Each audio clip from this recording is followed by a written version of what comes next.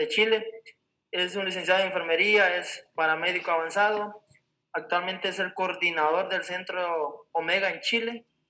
Pues él nos acompañará desde Santiago de Chile. Agradecerle, licenciado, por su tiempo y sea bienvenido de manera virtual hasta Honduras. Y las indicaciones, compañero, pues mantener nuestros micrófonos apagados y si tenemos algún tipo de pregunta o duda, lo hacemos al final de la charla. Adelante, Daniel. Muchas gracias. Bueno, muchas gracias a todos y muy buenas noches. Es un gusto que haber recibido la invitación para trabajar un poco esta noche con ustedes. Vamos a hablar esta noche acerca de un tema bastante interesante que es el mal agudo de montaña. Tú me dices, ¿puedo empezar a compartir pantalla? Perfecto, Daniel. Bien, Cuando ok, guste. El tiempo es suyo ya. excelente. Bueno, darles agradecimiento a la primera jornada virtual de actualización en medicina de urgencias de CISEN. Un gusto realizar esta conexión desde Santiago de Chile y espero pasemos un buen rato, unos 45 minutos a menos, hablando sobre un tema que es bien interesante para todos. Eh, Actualmente tenemos un centro de entrenamiento en Santiago de Chile que se llama Omega Capacitaciones, en el cual pues los invito a seguirnos en nuestra página en www.omegacapacitaciones.com. Dictamos una serie de programas de entrenamiento para profesionales de la salud. Así que mil gracias por esta invitación. Mi nombre es José Daniel Justi, yo soy técnico en universidades médicas de Colombia, nací en Cali, Colombia. Estoy radicado en Santiago de Chile hace ya eh, 10 años. Trabajo para el Servicio de Salud de Atención Médica de Urgencias acá en Chile, de la línea 131. Se conoce como SAMU. Yo estoy ubicado en la región metropolitana. Soy administrador de empresas y, bueno, instructor en algunas de las modalidades de entrenamiento de varios cursos conocidos ya por toda la rama de profesionales en atención prehospitalaria. Pero un gusto poder compartir con ustedes este grato momento. Agradecimientos al Centro Internacional de Capacitación y Entrenamiento en Emergencias Médicas, CISEM. Vamos a hablar durante esos 45 minutos temas relacionados con los primeros auxilios avanzados en las áreas remotas, un tema que lo vemos muy ajeno, muy lejano, porque siempre hablamos de áreas remotas, pero este tema hace que no solo la parte prehospitalaria, sino también los servicios de urgencia debemos conocerlo y estar preparados. Cuando vamos a hablar acerca del mal agudo de montaña, hay mucho de qué hablar en este tema y es un tema que es muy curioso porque es muy poco estudiado en el ámbito de la medicina, especialmente porque cada vez que se intentan hacer estudios o investigaciones sobre el mal agudo de montaña, pues son altamente costosos, se necesita invertir muchísimo dinero para estar a más de 2.500 metros de altura y comenzar a empezar una sintomatología sobre estos temas, como para empezar a documentarlos y hacer publicaciones de paper como tal. Es por eso que la literatura es más reducida, sí existe literatura para hablar un poco y vamos a lograr hablar de todo lo que se conoce hasta ahora sobre el mal agudo de montaña.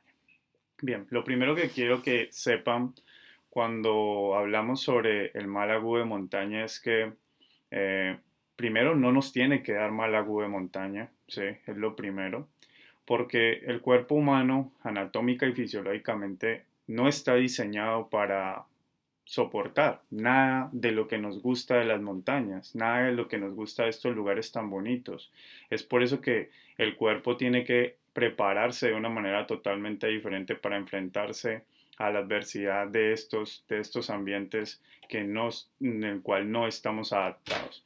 Lo primero que quiero que sepan es que si empezamos a mirar el cuerpo humano desde cefalocaudal, desde la parte superior, hay una disminución de oxígeno cada vez que empecemos a aumentar la altura y eso va a hacer de que las personas empiecen a experimentar dolores de cabeza o cefalea intensa, ¿sí? Y también esto les va a generar disminución de la función cerebral y generarles confusión en la altura, ¿sí? ¿Ok? Los ojos no están adaptados para la altura y es un tema muy particular porque vemos que llamémoslo los clientes turísticos que van a la altura, siempre se van a enfrentar a llevar el peor equipamiento o el más económico que puedan encontrar. Tal vez les ha pasado que en estos centros de esquí o lugares en los que hay montaña mayor a 2.500 metros de altura, pues te venden unos lentes de protectores solares de los más económicos y es lo que la gente hace, pero debemos entender por qué protegerse con unos lentes adecuados para los rayos ultravioleta es súper importante. La piel está expuesta, los ojos están expuestos a la altura y cada vez que empecemos a aumentar, los rayos ultravioleta van a aumentar también y esto va a generar gran problema. Y es aquí donde nos podemos enfrentar a temas como la ceguera en la nieve, que es uno de los grandes problemas de estar en la altura. Bueno, eh, realmente la disminución de oxígeno es detectada por los receptores que tenemos en las arterias carótidas. Tenemos estos centros en los cuales se puede captar que nuestro cuerpo comienza a disminuir estas reservas de oxígeno en el cuerpo y todo nuestro metabolismo comienza a compensar y empieza a moverse y empieza a funcionar de una manera totalmente diferente. Y es ahí donde preguntamos por qué quieres ir a la altura, ¿no? Es decir, no tendríamos que estar en la altura y siempre me escucharán decir eso. En la altura la frecuencia ventilatoria, cuando hablamos de la parte pulmonar, puede ser de 5 a 6 veces más rápida. Si pensamos que una persona promedio podría hasta respirar 10 a 12 veces eh, por minuto en 900 metros o sobre el nivel del mar, ¿ya? Piénsenlo en un estado en el que una persona puede respirar 40, 50 veces por minuto más de lo normal y el cuerpo no está adaptado y compensado para asumir este reto cardiorrespiratorio realmente, ¿no? La parte del sistema digestivo empieza a aparecer náuseas, pérdida de apetito y mala digestión y esto tiene que verse mucho al hecho de que hay disminución de oxígeno, vasoconstricción del sistema digestivo y disminución del peristaltismo o movimiento intestinal. Esto va a generar que hayan dolores constantes en la altura, la pérdida del apetito. Eso va a ocasionar también otros problemas como hasta desequilibrio hidroelectrolítico en los pacientes, ¿no? El frío extremo es causante de hipotermia y congelación en la altura.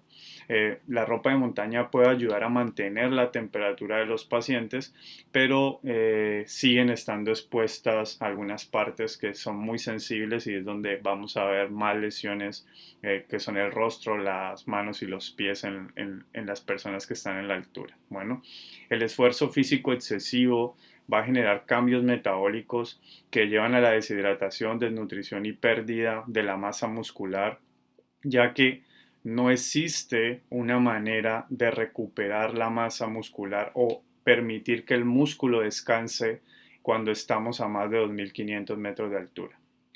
No es real la sensación que van a sentir al dormir y lo vamos a ver más adelante y eso hace que cada vez o más días estés en la altura vas a sentir más fatiga muscular y esto generará más desechos o metabolitos que no es lo más adecuado en la fisiología de las personas, ¿ok?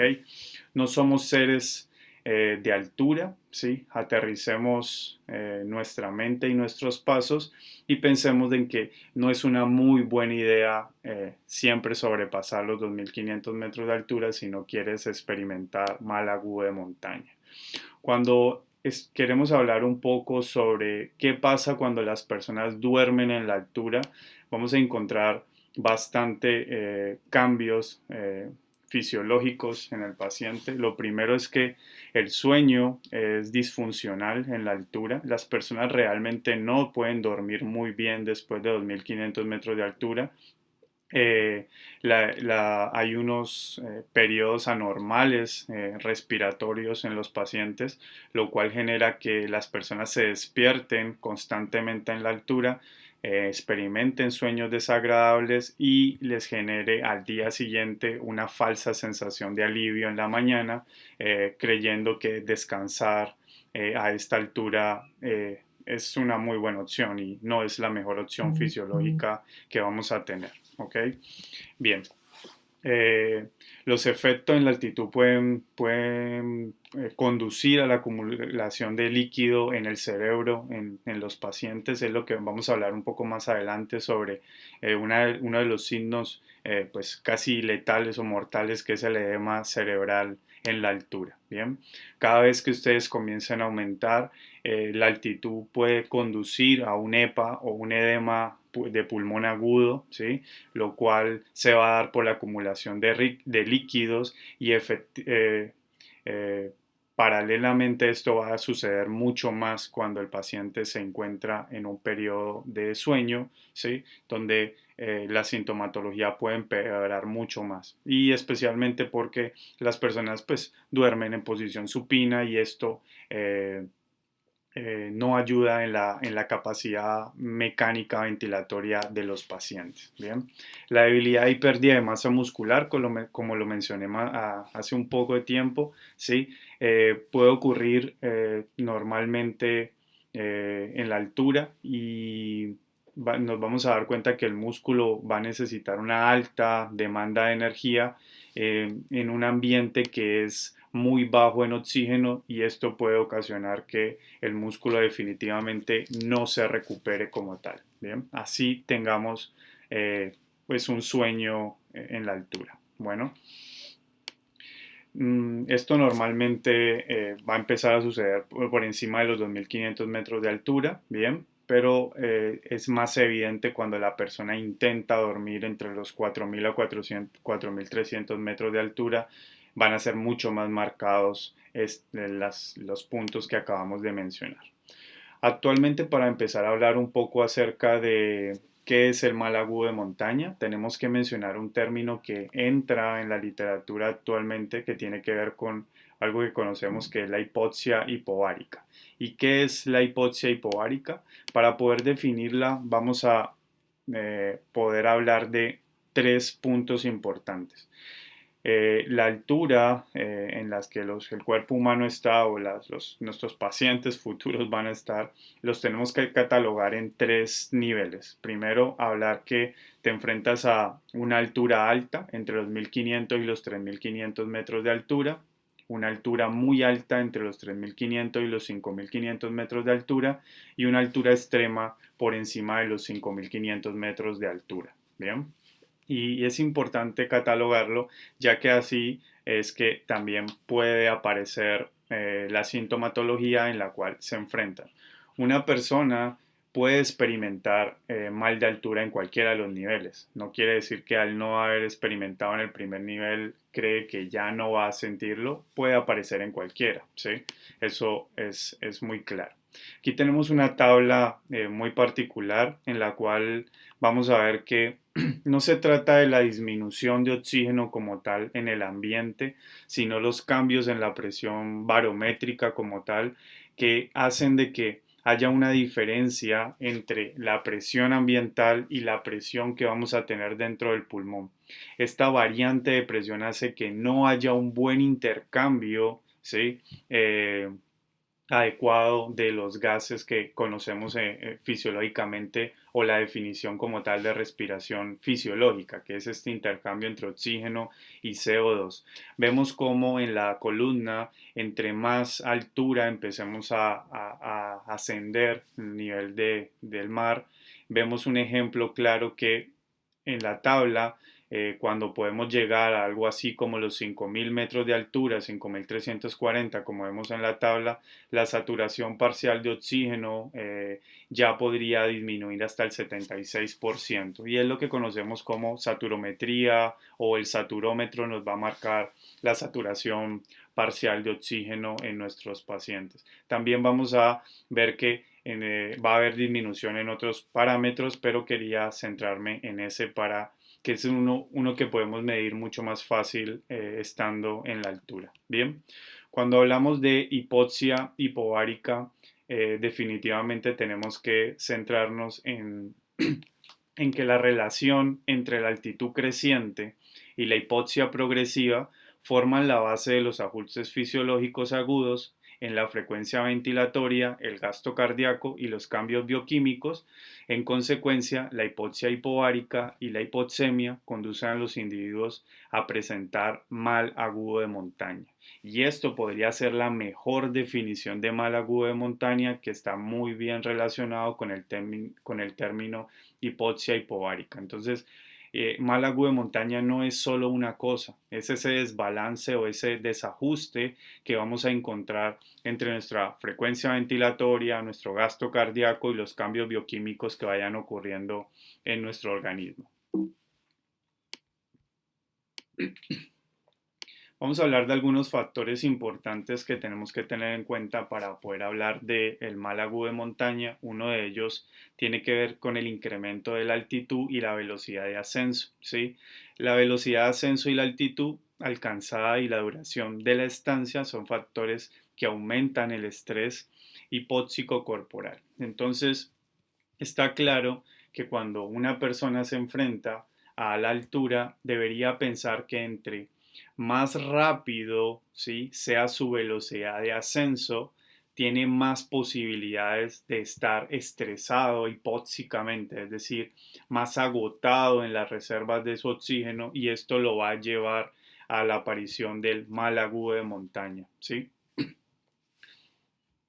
Otro de los factores de los cuales tenemos que hablar un poco tienen que ver con los antecedentes del mal agudo de montaña. Una persona históricamente, cuando ha documentado otros eventos de mal agudo de montaña, ¿sí?, es muy propenso a que esto pueda volver a aparecer. Se cree erróneamente que una persona que ya ha experimentado los cambios, pues ya se aclimató, y en otro evento o otro ascenso que quiera hacer, ya no van a volver a aparecer. Eso no es tan exacto como aparezca. También es importante darse cuenta que en estos factores predictores del mal agudo de montaña, una persona que haya tenido edema pulmonar agudo puede, puede tener una incidencia de aumento del 10 al 60% de volver a aparecer cuando tú ya estás nuevamente en la altura. Entonces es como que ya te va a quedar una marca muy clara de que una persona que ha tenido un edema agudo de pulmón, y lo reconocemos, ¿sí?, en nuestros antecedentes de los turistas que manejemos, de los pacientes, sabemos que ese paciente lo más probable es que pueda volver a desarrollar un edema agudo de pulmón.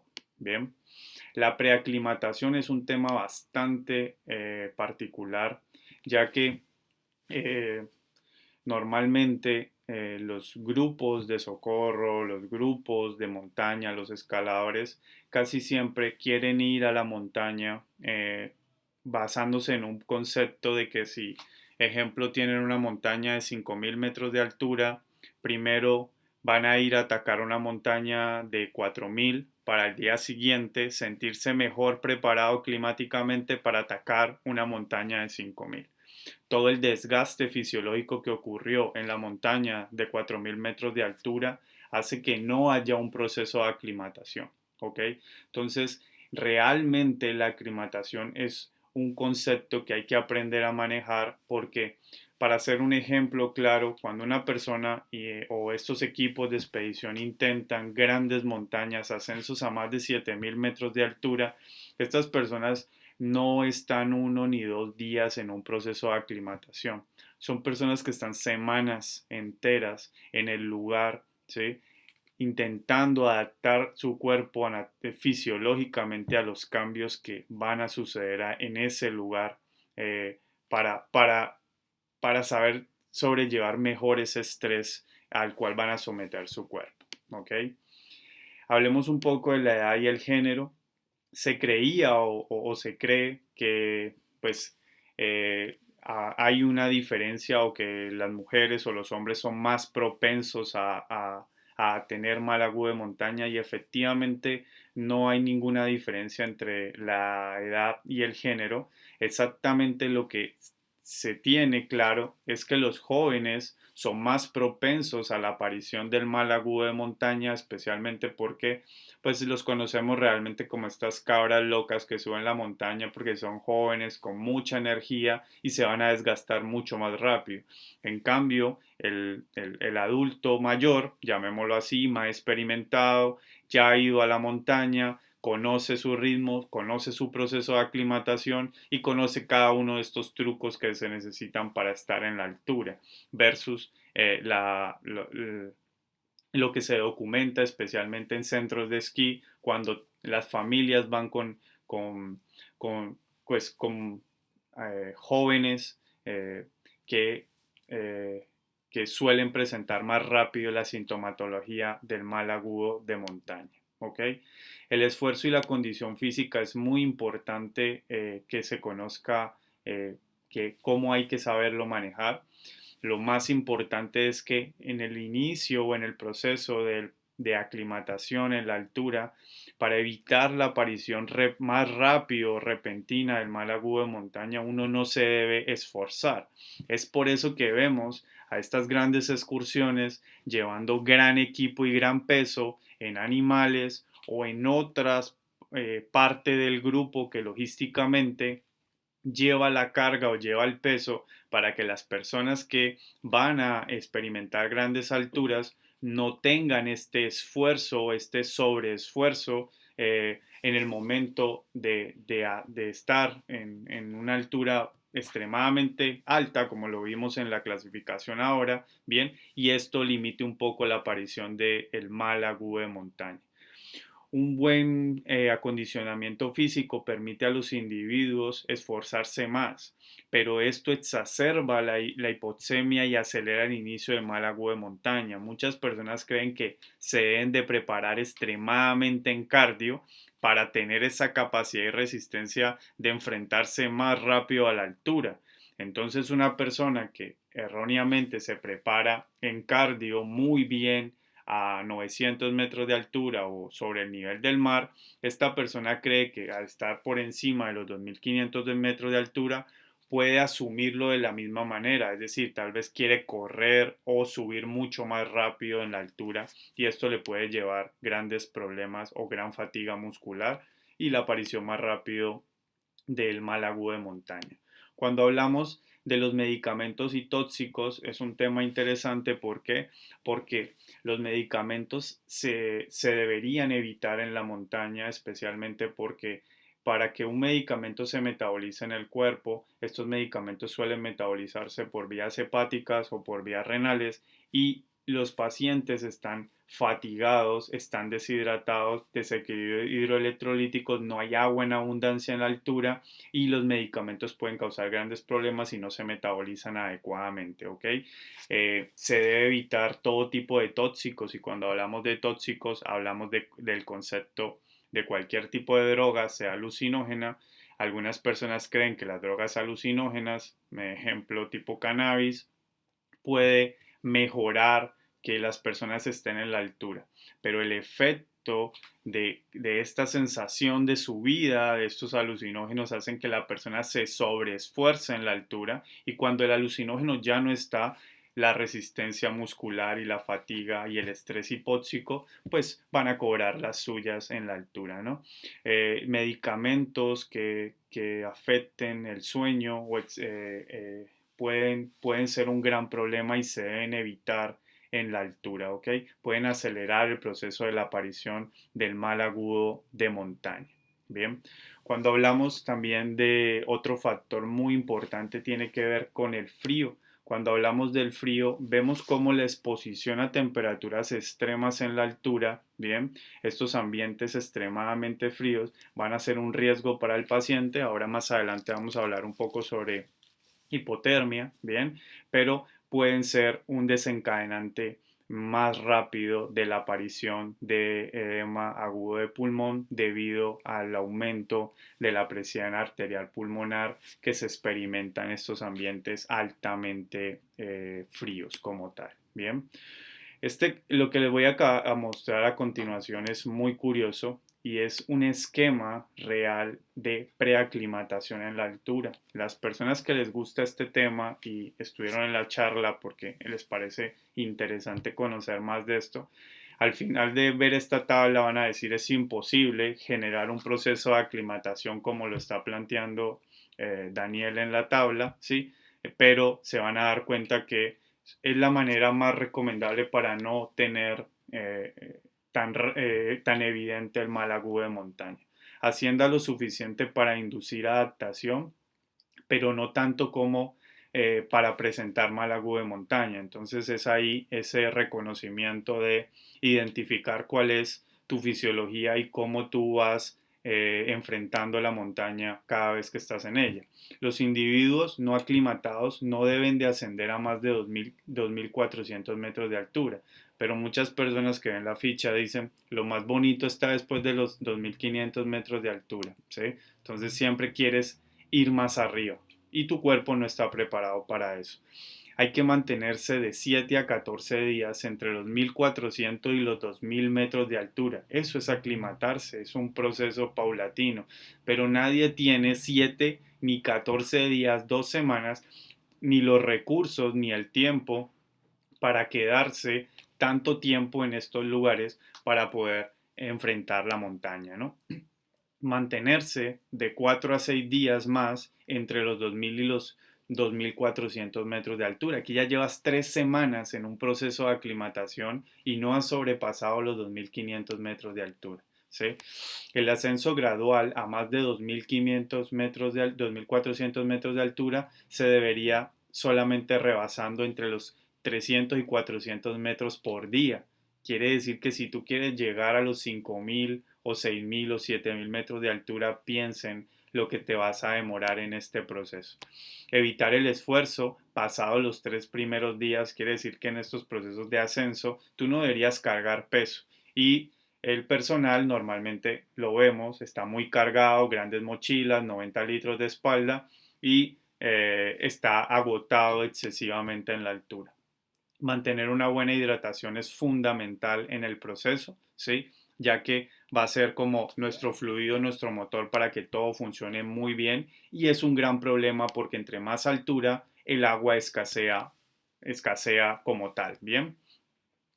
Evitar el alcohol, las píldoras para dormir y los sedantes. Ya hablé un poco del alcohol. El alcohol no genera ninguna satisfacción, no genera ningún proceso de confort en la hipotermia, solo una falsa sensación en vasodilatación, la cual posterior a esa, creo que en algún momento todos lo han sufrido, este agotamiento al día siguiente después de consumir licor se llama deshidratación. Así que no puedes deshidratarte en la altura. Dieta rica en carbohidratos, arroz, carne, papa, fideos o espagueti, definitivamente es lo que se come a estas alturas. Evite fumar. Fumar no ayuda y suena muy raro, pero así es. La gente fuma en la altura y esto no ayuda con la capacidad pulmonar y el entrenamiento físico no es preventivo para el mal agudo de montaña. ¿Ok? Cuando queremos aprender a hacer una clasificación sobre el mal agudo de montaña, en la literatura científica existe un score o una escala que se conoce como la escala de Ley-Lewis, en la cual tú se la aplicas a un paciente para determinar en qué etapa tienes el mal agudo de montaña, para clasificarlo como leve, moderado o grave, según la escala de Ley-Lewis. Es la escala más aplicada para él. Solo vamos a hacer un ejemplo de ella, en el cual una de las sintomatologías que evalúa tiene que ver con la cefalea, los síntomas gastrointestinales, la fatiga o debilidad, vértigo y mareo y las alteraciones del sueño. Le vamos a colocar un puntaje de 0 a 3 en cada una de las valoraciones. Si una persona en algún momento después de sumar y hacer la tabla de Ley-Lewis, la persona tiene, disculpen, un mal agudo de montaña leve, es porque la escala le dio de 1 a 4 puntos, moderado de 4 a 6 puntos y grave más de 6 puntos. Si una persona tiene leve, ¿qué debe hacer la persona? Guardar reposo y comenzar a retornar. ¿Ok? Ninguna alteración en la escala de Ley-Lewis hace que la persona se quede en el lugar y siga ascendiendo. ¿Ok?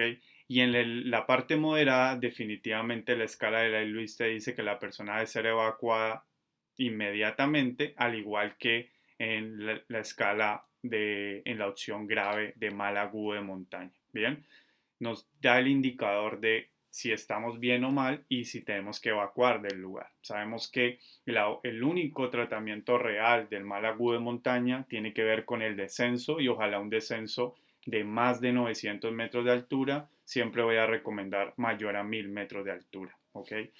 Una de las cosas que van a aparecer, y les dije que era muy letal, era la aparición de edema cerebral en la altura. ¿Y qué es el edema cerebral en la altura como tal? Es un síndrome neurológico muy grave, ¿sí? En el paciente que lo experimenta en la altura.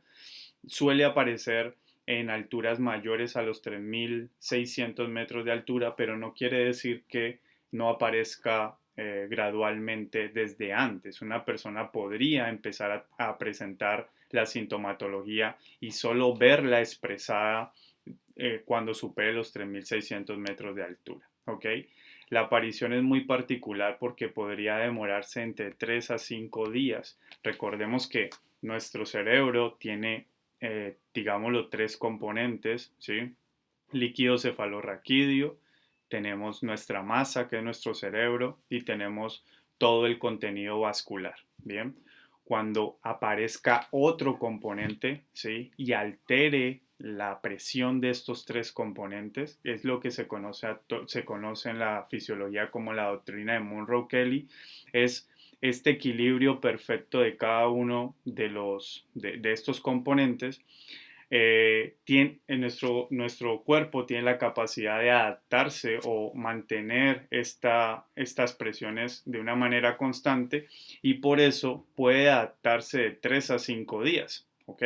Diferencia a lo que puede pasar con el pulmón.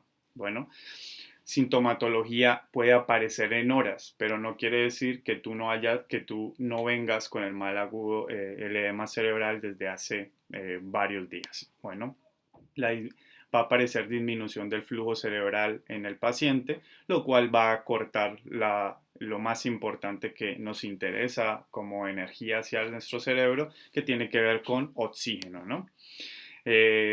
Va a aparecer vasodilatación inducida por hipoxia y esta vasodilatación lo único que va a desencadenar es la liberación de más y más fluidos en nuestro cerebro, edematizando y aumentando la presión intracraniana que se mantiene por estos tres componentes que acabamos de mencionar.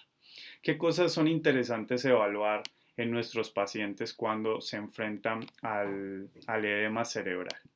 Lo primero que vamos a pensar en evaluar siempre es una toma constante de signos vitales, revisar los antecedentes médicos del paciente. Ya mencionamos que una persona con antecedentes médicos que ya sean propensos como edema cerebral o edema de pulmón o ya había presentado sintomatología anteriormente en otros eventos de subir a la montaña, es propenso a que esto pueda aparecer nuevamente, ¿no? La auscultación de los ruidos pulmonares es fundamental. Muchos edemas cerebrales están asociados en un gran porcentaje con edemas pulmonares, así que hay que mantener esa relación y siempre pensar que una persona que parezca que tiene la sintomatología de un edema cerebral, tener nuestro ojo crítico de que puede estar presentando un un edema de pulmón agudo. Bien.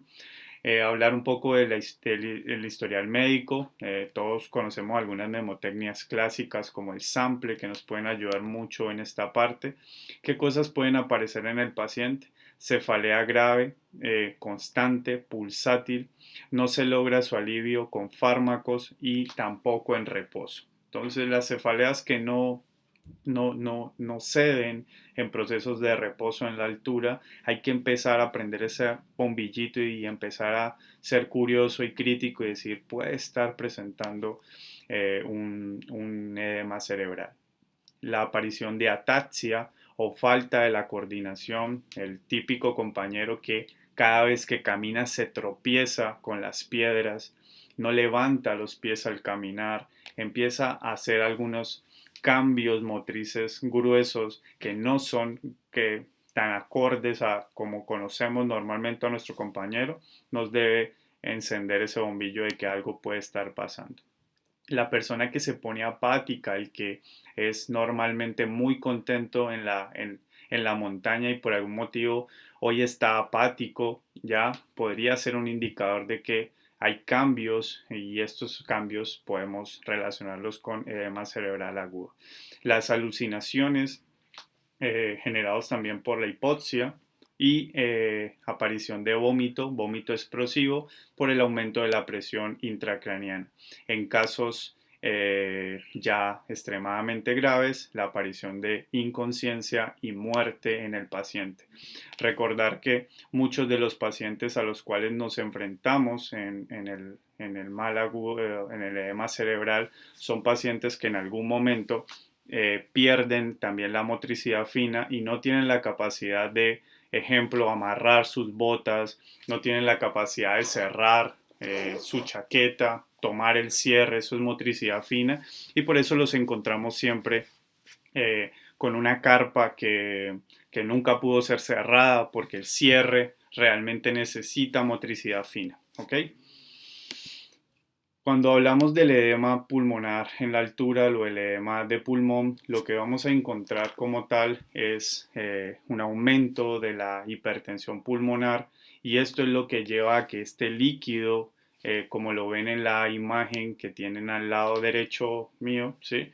Y donde vemos un alveolo, que es el encargado de este intercambio entre oxígeno y CO2, pues tiene este espacio muerto muy importante para él, lo necesita mantener así para poder ahí hacer ese intercambio de oxígeno y CO2. Pero cuando ese espacio, como en el dibujo que está en la parte de abajo, se empieza a llenar de líquido, de plasma, de sangre, del fluido que se vaya a empezar a llenar en el momento, pues llamémoslo, se inunda el alveolo y no vamos a tener la capacidad de intercambiar oxígeno en la altura, ¿no?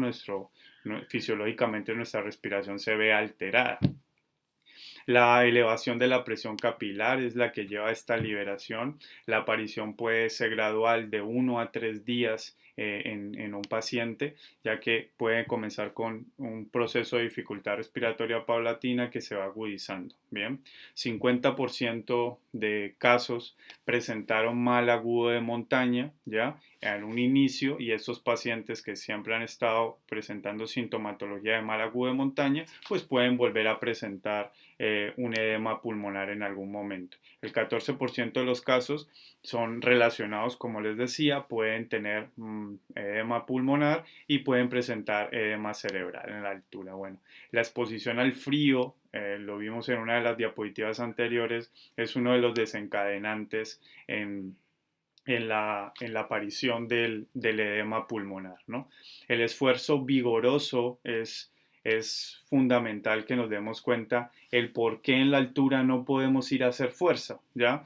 Y pues somos un poco tercos porque en la altura nos enfocamos a siempre llevar la mochila más pesada o someternos a cargar como tal, a gastar la energía de los músculos. Entonces, el esfuerzo vigoroso también puede ser un desencadenante del edema agudo de pulmón y el ascenso continuado también debe ser una de las cosas en las cuales tenemos que tener mucho cuidado porque entre empezar a tener sintomatología de mal agudo de montaña y seguir subiendo, pues sabes que si sigue subiendo puede ser propenso a un edema de pulmón o un edema cerebral en el paciente.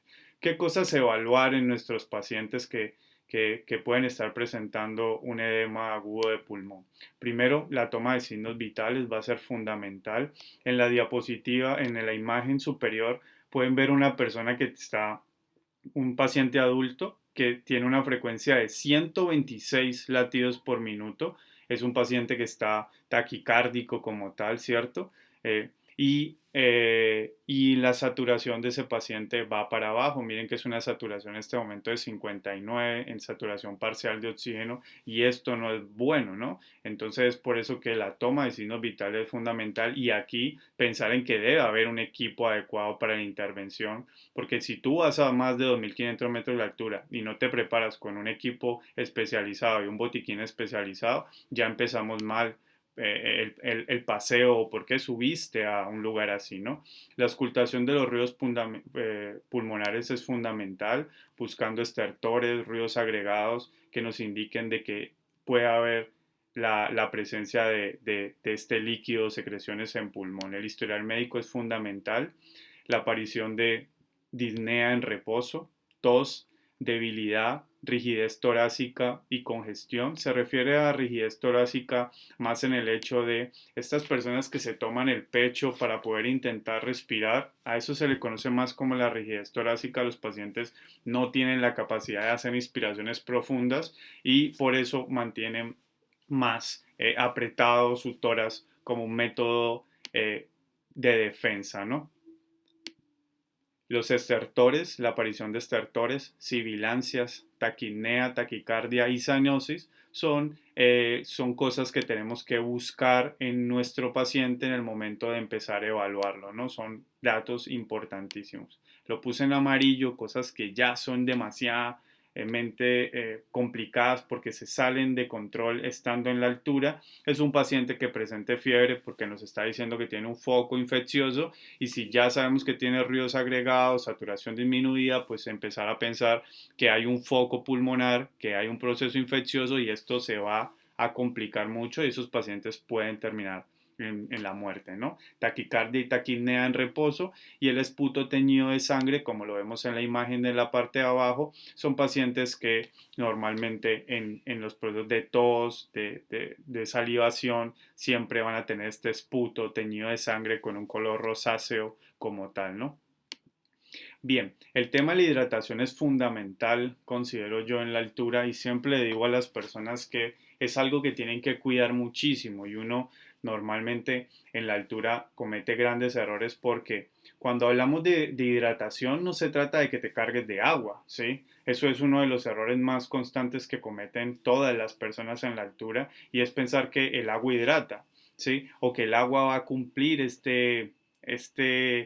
¿cómo se dice? Esta sustitución de hidroelectrolitos en el paciente y esto no pasa. Es por eso que la preparación del equipo debe estar fundamental. Uno de los trucos más usados en la altura es revisar todo el tiempo los controles del color de la orina. Y es que la hidratación comienza desde que el paciente o la persona que quiere ir a la altura está sobre el nivel del mar o los 900 metros, depende de donde viva, ¿sí? Y quiere enfrentar la altura, ya que si una persona no ha tomado 72 horas previas a empezar un ascenso, la cantidad de agua suficiente y no tiene un color de orina muy claro, es un indicador de que no está lo suficientemente hidratado. En los cuadros nos dice exactamente qué recomendaciones tomar, ¿no? Ejemplo, si está muy oscuro te dice, oye, tienes que beber al menos 1 litro de agua urgente porque si no, tu proceso de hidratación está muy mal. Entonces, cuando una persona tiene un color de orina inadecuado y a pesar de que lo tiene, se enfrenta a la altura, pues sabe que le va a dar mal agua de montaña y pregunta, ¿por qué me pasa eso? Es importante que en los kits de intervención siempre hayan sales de hidratación y en el proceso de durante la actividad física, es decir, el esfuerzo muscular y físico de estar en la altura, las personas se hidraten muy bien. Y no es hidratarse con agua, es lograr tener este suplemento de sales de hidratación adecuadas, ¿no? Bien, algunas recomendaciones es si se llegara a presentar y llegas a preparar sales de hidratación en la altura, en un litro de agua aproximadamente, ¿sí?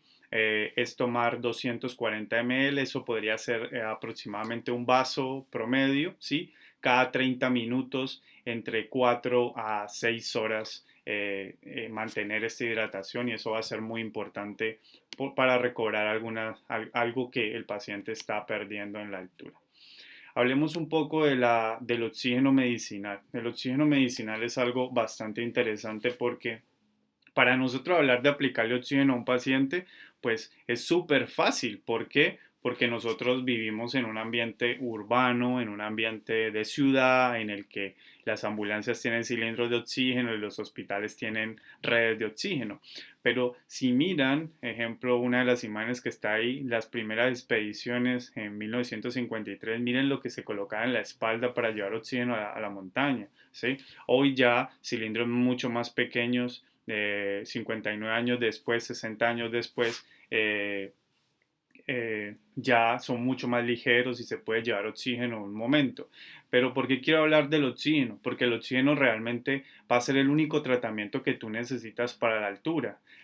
Aportar grandes volúmenes de oxígeno, dando este nutriente que el cuerpo necesita. Pero ¿cuál va a ser el problema? Y de esto siempre me gusta hablar porque realmente el oxígeno medicinal que tú le puedes entregar si lo tienes, y es lo que vamos a ver en la siguiente diapositiva, como parte del tratamiento del mal agudo de montaña, es realmente usar la menor cantidad posible porque tú no tienes un cilindro de oxígeno que sea eterno, ¿ok? Eso se va a acabar y el problema va a continuar. Así que usa la menor cantidad posible, de 2 a 4 litros por minuto con una punta nasal o cánula nasal, ¿sí? En el paciente tal vez sea suficiente para que él empiece a generar adaptabilidad en la altura, ¿ok? La idea siempre va a ser mantener al menos saturaciones parciales de oxígeno de 90% o mayores a esta, ¿bien? Mantener el reposo, ¿sí? No seguir ascendiendo y comenzar a bajar, ¿no? El mínimo esfuerzo es muy importante. El control de temperatura puede ayudar mucho en el proceso de que la administración de oxígeno sea más adecuada. Y justamente quería centrarme en esta imagen para que podamos entender algo. Ahí les coloqué algunos tipos de cilindros de oxígeno portátil que considero que todavía se pueden cargar, no son extremadamente pesados, pero piensen que equipos de 6, 7 personas asumen una montaña de 4.000, 5.000 metros de altura y estas personas se llevan el cilindro más chico que encontraron, el primero que vemos, 242 litros. Y si tú abres ese oxígeno y les dije que lo colocaran a 3 a 4 litros por minuto, ese cilindro se va a acabar en una hora. ¿Saben cuánto me puedo demorar evacuando un paciente con un edema de pulmón, un edema cerebral de los 4.000 o 5.000 metros de altura? Podría demorar horas, horas de evacuación. Así que des en cuenta que el tema del oxígeno es un tema muy complicado en la altura y me encanta la tabla porque a uno le dicen, oye, el oxígeno no es mi solución realmente. Si lo tengo, lo pongo, pero si no lo tengo, porque es un objeto escaso en la altura, pues tengo que enfrentarme a buscar cuáles son mis planes de evacuación de la altura lo más rápido posible. Bien, cuando hablamos de los medicamentos, y es una de las cosas que casi todos en este tipo de charlas me preguntan, yo les digo, les voy a contar los medicamentos más comunes en los cuales se van a enfrentar en la altura. Pero piensen que ninguno de estos medicamentos les va a servir en la altura si no te proteges de la temperatura, si no te hidrataste adecuadamente, si no tienes buena alimentación, si no has descansado adecuadamente, si no manejas tu ritmo, si no tienes carga y entre otras cosas. Entonces los medicamentos solo son un suplente y la mejor alternativa no solo es el medicamento, sino comenzar el descenso. ¿Ok? La acetazolamina es uno de los medicamentos más comunes que vamos a encontrar en todas las literaturas de medicina de montaña y la idea es que es un medicamento que sirve como diurético y al servir como diurético pues va a ayudar un poco a que la persona enfrente muy bien el mal agudo de montaña, especialmente ese malestar general que genera la cefalea y el agotamiento, ¿no? Pero un gran problema con la acetazolamina es que Tú te tienes que hidratar muy bien antes, durante y estando en el lugar para poder usar acetazolamina. Una persona que nunca se hidrató, tiene mal agudo de montaña, está en la montaña y le dan acetazolamina, es un diurético, ¿ok? Entonces es un gran problema. La dexametasona, otro de los medicamentos usados en el mal agudo de montaña, hablamos de la administración de 2 a 4 miligramos, sea vía oral o intramuscular cada 6 horas y continuar la dosis durante 2 días en la altura. Pues la dexametasona va a ser un muy buen coayudante en el proceso, yo lo llamo así, de ayudar al proceso de la parte ventilatoria, va a ayudar mucho en este proceso y podría ser una de las opciones que tenemos en los pacientes con edema agudo de pulmón. Bien. La aspirina, así no lo creamos, el ASA, el ácido acetil salicílico, pues realmente se ha demostrado, ustedes lo saben, que paracetamol o acetaminofén, aspirina, ibuprofeno, casi los tres en la misma gama, algunos con acciones más antiinflamatorias, otros con acciones más analgésicas o antipiréticas, que son las tres cosas realmente que hace, pues la aspirina tiene otra cosa importantísima y es que en algunas dosis pues sirve como antiagregante plaquetario, pero en la montaña no tiene esa función, ¿sí? La aspirina puede darse, ¿sí? Gran problema, pues hay muchas personas alérgicas también a la aspirina y también esto podría generar algunos problemas en la altura, ¿no? De, pues, no administrarla si ya sabe la advertencia de que es alérgico. De 300 miligramos a 500 miligramos cada 12 horas, ¿bien? Y esto se dice que puede bajar la incidencia de que presentes mal agudo de montaña entre el 7 al 50%. Creo que el rango es demasiado, ¿sí? Como para que sepamos de que no es que sea un medicamento milagroso. Bueno, el ibuprofeno, hay estudios que demuestran que el ibuprofeno, a pesar que puede ser alérgico en alta de la población, el ibuprofeno es uno de los medicamentos que mejor enfrenta el mal agudo de montaña, especialmente en el tema de la cefalea, ya que 600 miligramos cada 8 horas, ¿sí? Podría ser una muy buena alternativa previa al ascenso para enfrentar un poco este punto. Bien, no son exactamente la solución, solo son alternativas. El nifedipino es otro de los medicamentos que se usan también en altura, especialmente con los pacientes de manera profiláctica para el edema agudo de pulmón, ¿sí? 30 miligramos cada 12 horas pueden ayudar a la disminución de la presión en el paciente, ¿no?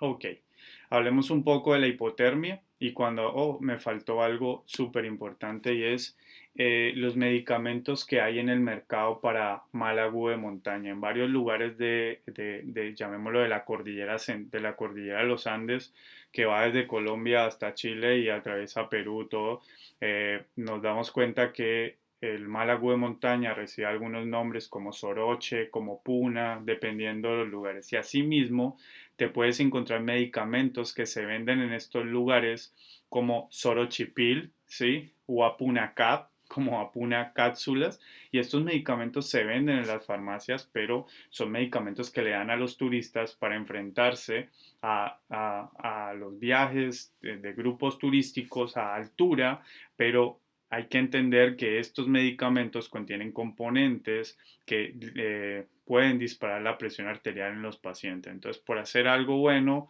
también vas a hacer algo malo como tal. Así que la literatura médica no los va a recomendar como tal. Literatura de montaña no los recomienda. ¿Ok? Hipotermia.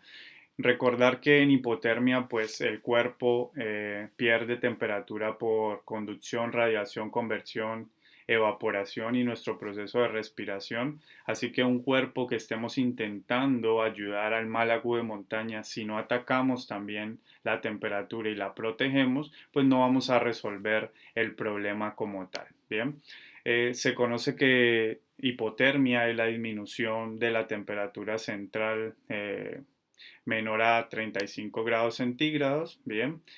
Se conoce la hipotermia leve cuando aparece disminución de los 35 grados centígrados hasta los 32 grados centígrados. hipotermia media entre los 32 y los 30 grados centígrados, y cuando es menor de 30 grados centígrados se considera severa.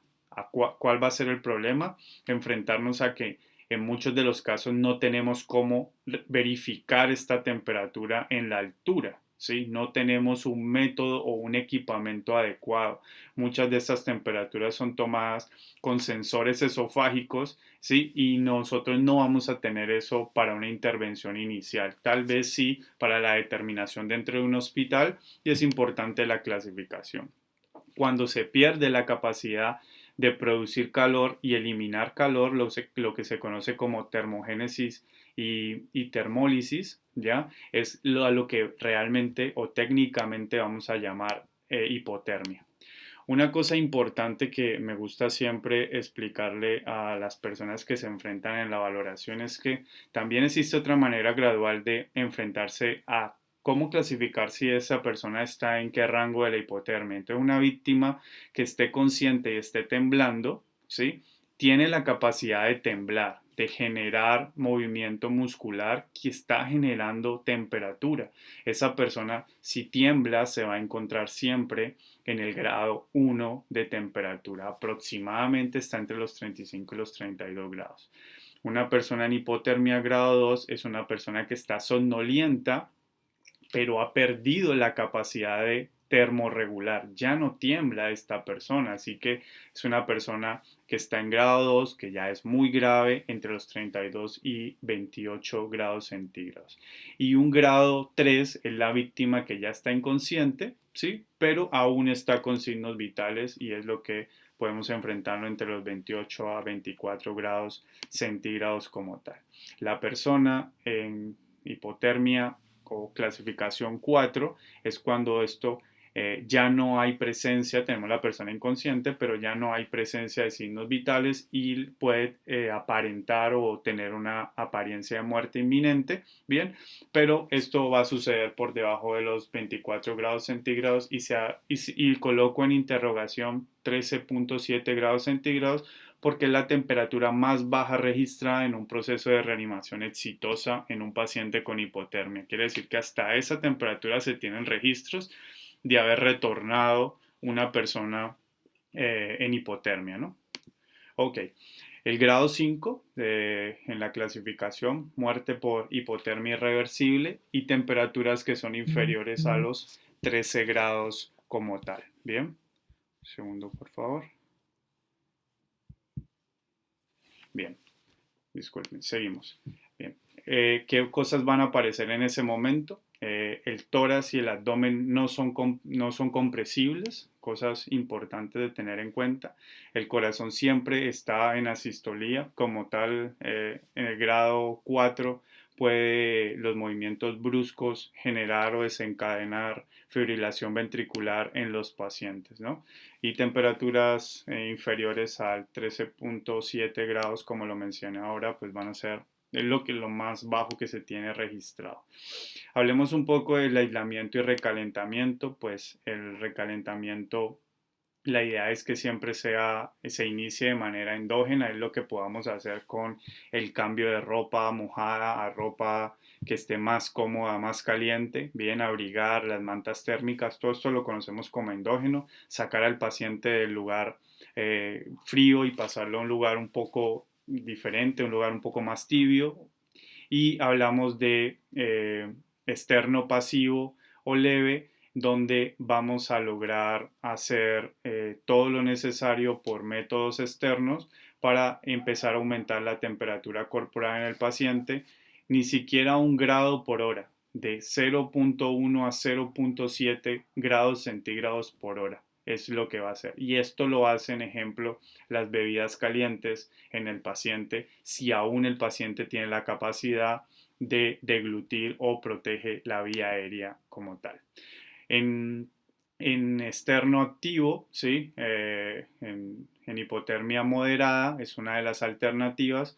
Vamos a lograr aumentar la temperatura corporal de 1 a 2 grados centígrados cada hora, bien, y en el interno activo que es el que no vamos a lograr profundizar el día de hoy, tiene que ver más con la hipotermia severa, la que van a hacer dentro del hospital, donde van a lograr aumentar la temperatura de 1 a 7 grados centígrados.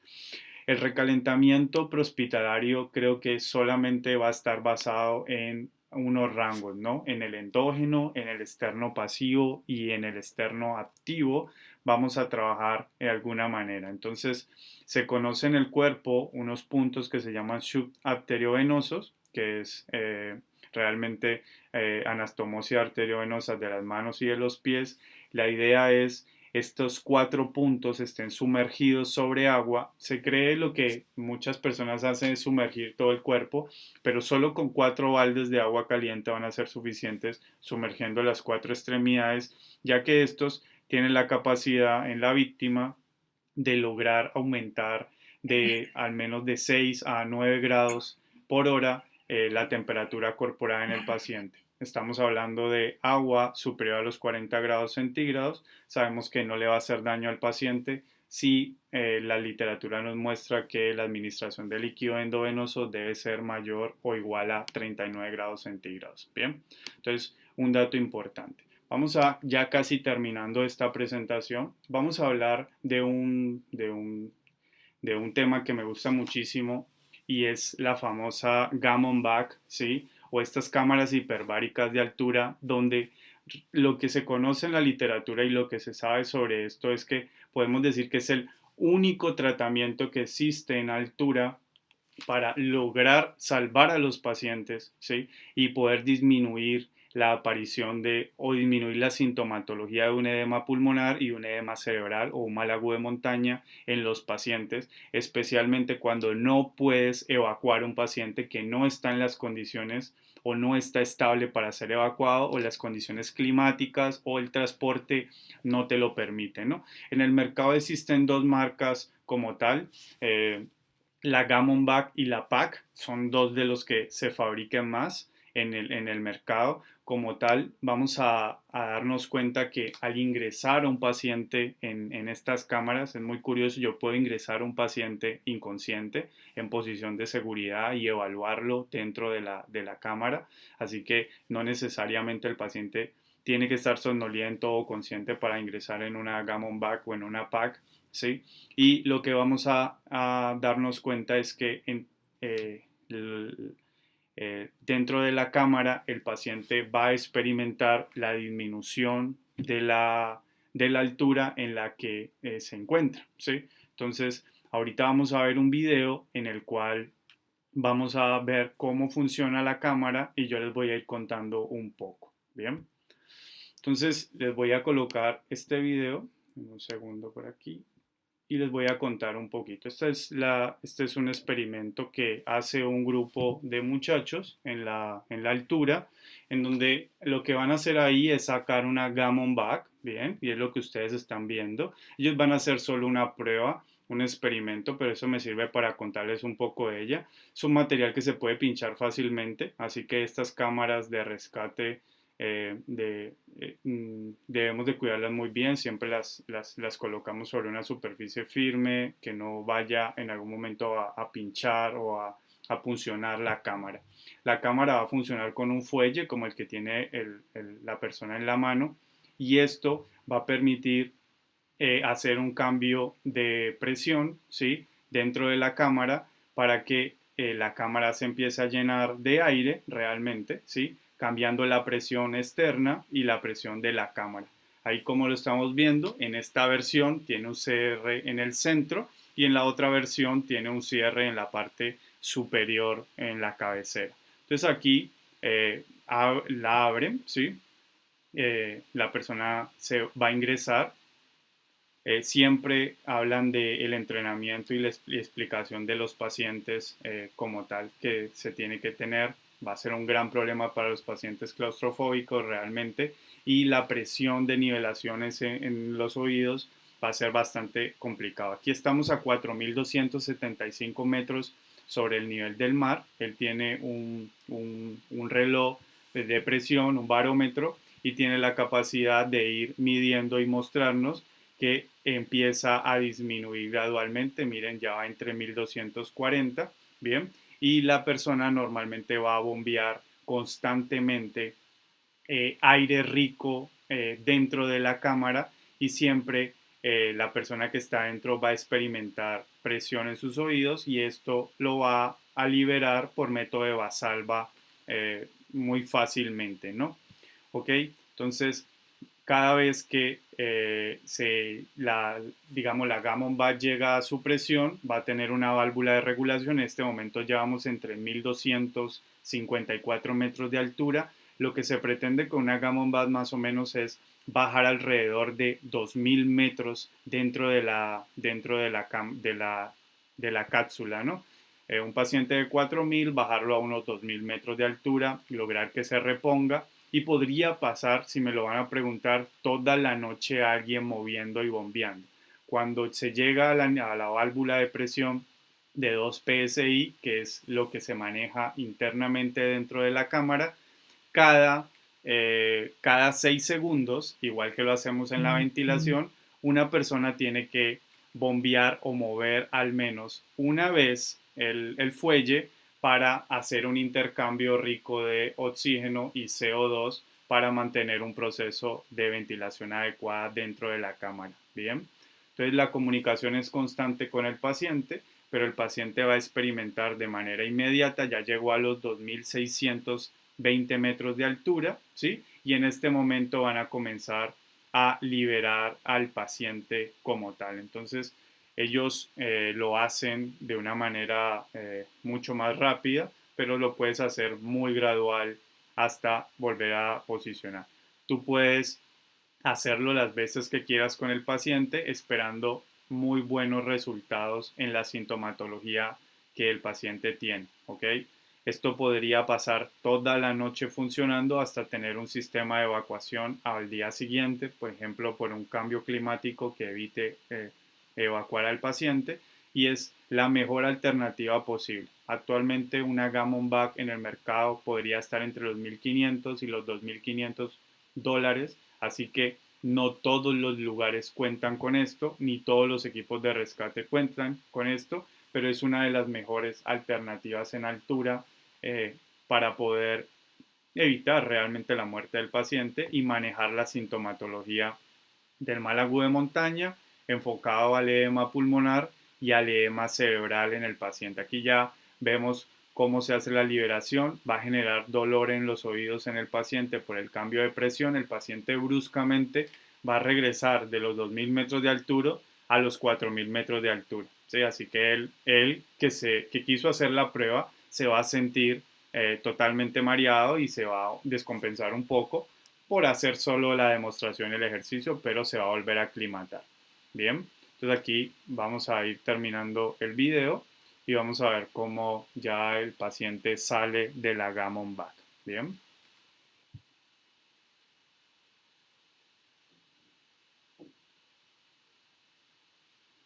Perfecto. Y ahí él logra salir de la Gammon Back y es la opción que tenemos para trabajar.